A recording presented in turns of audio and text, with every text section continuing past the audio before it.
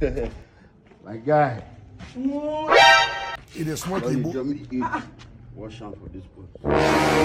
Make I wash hand for inside this one before I chop. Yes, sir. Wash hand. Papa, that's right. Not the one never seen before. Now today. This evening you will die. I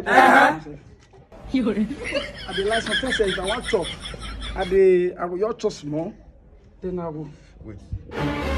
Water not here to drink. Water not here to drink. No worry. Let me buy water. I get it. I dey come. Wait for me. I dey come. Nah, sharply. Oh my God! Your water don't dey here. Wetin be this? Wetin be this?